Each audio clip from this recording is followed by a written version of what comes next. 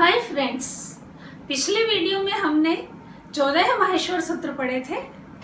आज हम इत संज्ञा विधायक सूत्र हलंत्यम को पढ़ने जा रहे हैं। हलंत्यम सूत्र को पढ़ने से पहले हम ये जान लेते हैं कि संज्ञा सूत्र किसे कहते हैं। संज्ञा सूत्र वे सूत्र होते हैं जो कार्य का विधान नहीं करते अपितु नाम का विधान करते हैं। और जो नाम होता है, जो संज्ञा होती है, वो किसी फल से युक्त होती है। जैसा कि कहा गया है, या संज्ञा, जो संज्ञा होती है सा सा फलवती, वह फलवती होती है। इसको हम आगे समझेंगे कैसे। जैसे हमारा सूत्र है हलंत्यम, यह पाणिनि के अष्टाध्यायी के प्रथम पाद के तीसरे अध्याय का तीसरा सूत्र है। इसकी वृत्ति इस प्रकार है, उपदेशे अंतिम हल इत स्यात्। उपदेश में जो अंतिम हल होता है उसकी इत संज्ञा होती है।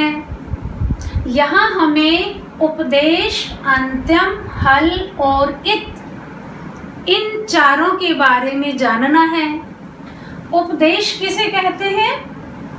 उपदेश है आद्योच्चारणम। जो हमारे मुनित्रय है, पाणिनि, कात्यायन और पतंजलि, ये हमारे मुनित्रय हैं और इनका जो प्रथम उच्चारण है वह उपदेश कहलाता है। तो इनका प्रथम उच्चारण क्या है? ये है धातु सूत्र गणोनादि वाक्य लिंगानुशासनम आगम प्रत्यादेशः उपदेशः प्रकीर्तितः। अर्थात धातु, सूत्र, गण, ऊणादि, लिंगानुशासन, आगम, प्रत्यय और आदेश, ये 8 हमारे उपदेश कहलाते हैं।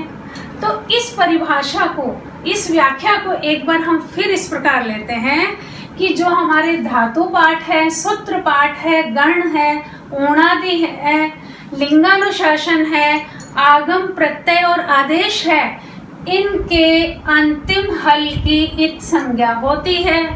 हमने उपदेश के स्थान पर इन 8 को रख दिया है। तो ये तो हुआ हमारा उपदेश। फिर इसमें धातु, सूत्र, गण, ऊणादि और लिंगानुशासन, इन 5 को व्याकरण की कहा जाता है। ये 5 व्याकरण में परिगणित होते हैं।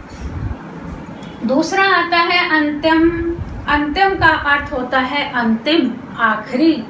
हल का अर्थ होता है सारे व्यंजन।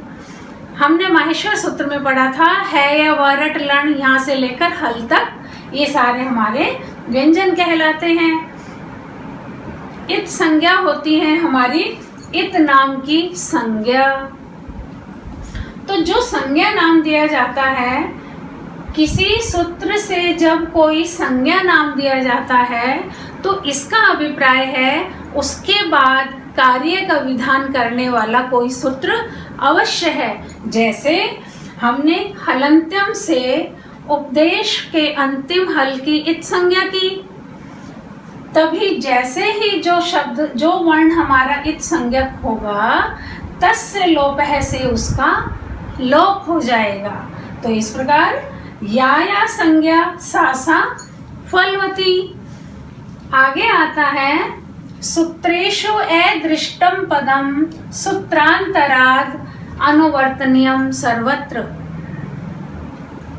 ये बहुत ही महत्वपूर्ण लाइन है।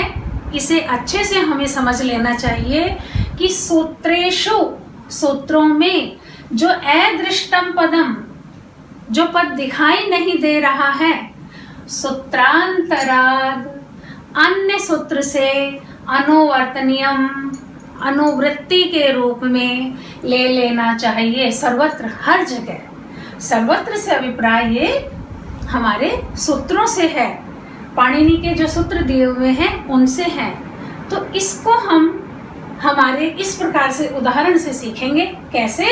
जैसे हमारा सूत्र है हलंत्यम, इसमें उपदेश और इत का विधान नहीं है, केवल हलंत्यम है।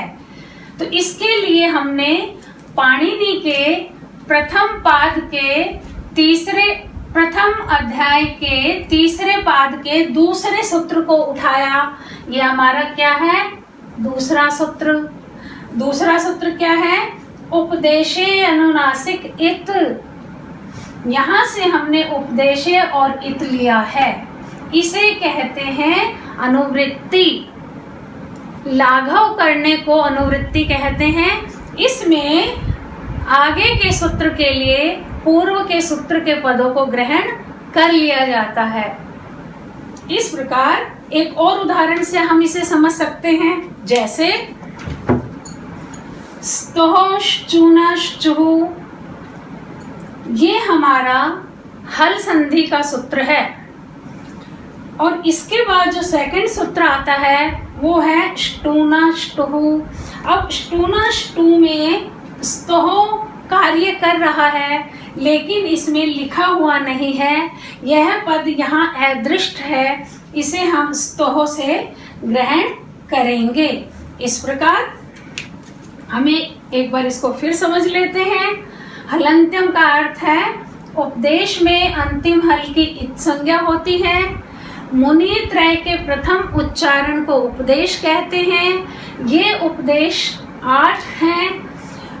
अंतिम का हर अर्थ अंतिम होता है, हल व्यंजन कहलाता है तथा एक सूत्र से, जो सूत्रों में अदृष्ट पद है, उसको अन्यत्र से लेने को अनुवृत्ति कहते हैं। अनुवृत्ति का अर्थ है पूर्व सूत्र से आगे के सूत्रों में ग्रहण करना। तो इस प्रकार हमें ये सब समझ लेने चाहिए। हलंत्यम इत संज्ञा का सूत्र है। अगले ट्यूटोरियल में हम अन्य इत संज्ञक सूत्रों का अध्ययन करेंगे।